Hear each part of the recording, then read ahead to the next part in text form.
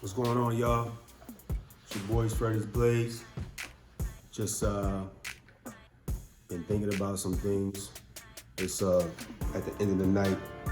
Been cutting hair all day, Friday night, and just reflecting on where I started. Just reflecting on where this all began. I started cutting hair just to help my mother. She was raising 5 of us by herself, and me and my younger brother were the only men in the house. And we got to that age where you kind of, build a reputation. Girls start paying attention to you. You just don't want to look shabby no more. You don't want to get to that point where you're only getting a haircut every now and then.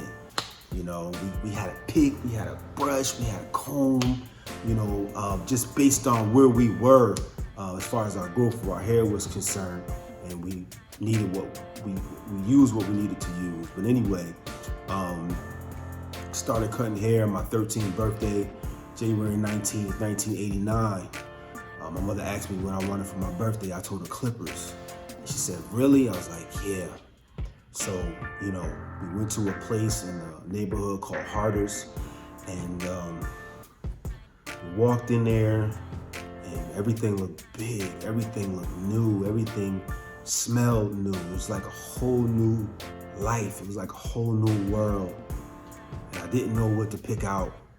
And so, we asked the salesperson what we should get, and just wasn't sure. And they showed us different ones, and we priced them and things of that nature. And we finally got this wall home set, and took it home. And immediately, I went and cut my own hair, and I cut my brother's hair, and I've been, cutting my own hair ever since. And a lot of people don't understand what's inside of most of us. A lot of people don't understand what just echoes in the heart of your average barber.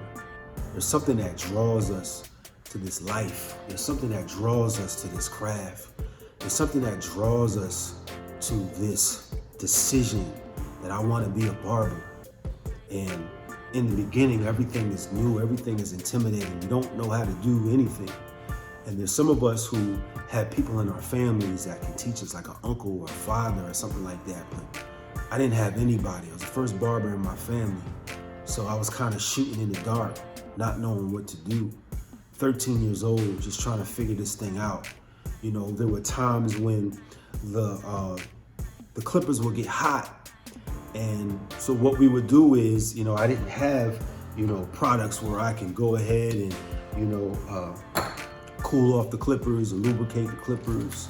So what I would do when the clippers would get hot, I would go ahead and put them in the freezer and let them cool off. And in the meantime, me and my client, who at that time was probably a cousin or my brother or whatever, would just sit and we would play video games. And we would just play video games until we thought the clippers cooled off enough. And I would go back and finish the cut.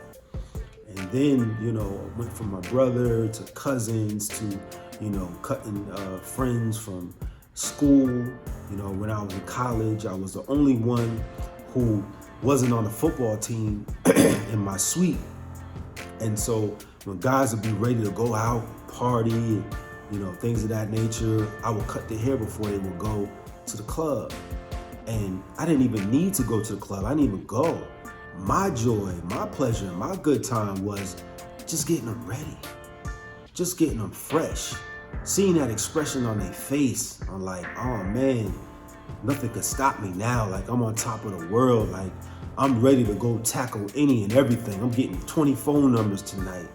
There was something about that feeling that was just priceless. And I was in school to be an obstetrician. I was studying to deliver babies. My major was biology. My minor was business administration. And this was, at that time, was just my plan B. My plan B was to cut hair, but it was something that was within me that no matter what I was gonna do, at some point, I was gonna be cutting hair. Even as a doctor, at some point, I was gonna be cutting hair. Even if it was my own children, my own family, or whatever, that's was something I was just gonna be doing. And so a lot of people don't realize like this thing, it gets in us at an early age and we just can't let it go. There's very few instances where people are actually able to live their dream.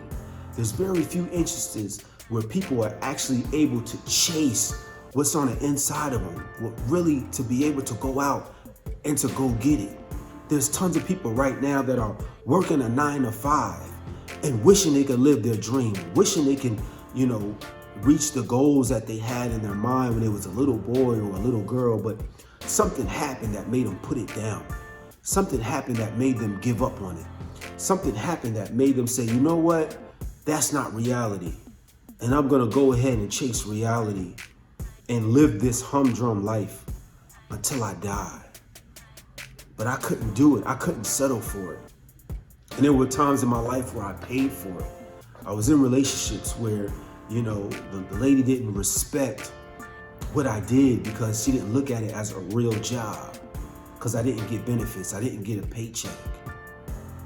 But now I'm in a place where I have my own shop. And it's not my first shop, but it's the biggest shop I ever had. And we have barbers in here who really want to do this. And all they need is a shot.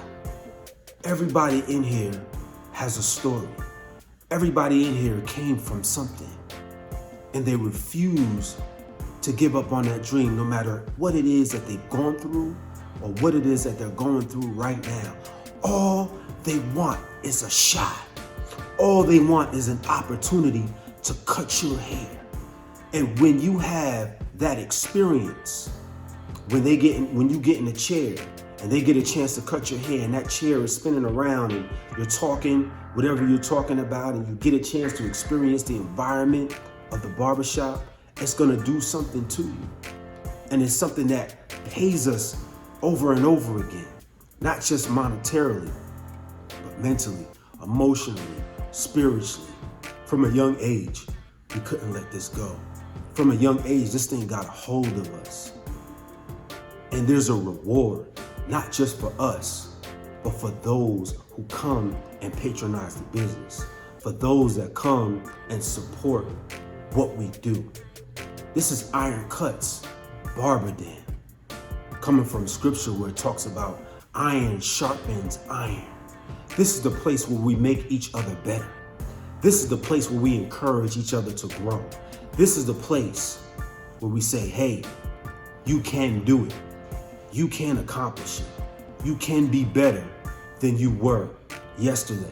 This is a place where we encourage people to conquer their fears and to chase their dreams, to get out of their comfort zones and to go after what they really want in their lives so that they can not only be successful behind the cubicle, or if they're running their own business, they can be successful as a man or as a woman, as a son, as a brother, as a father, as a mother, in so many aspects of their lives, because you get so much more at the barbershop than just a haircut. So all we're asking for is just a shot.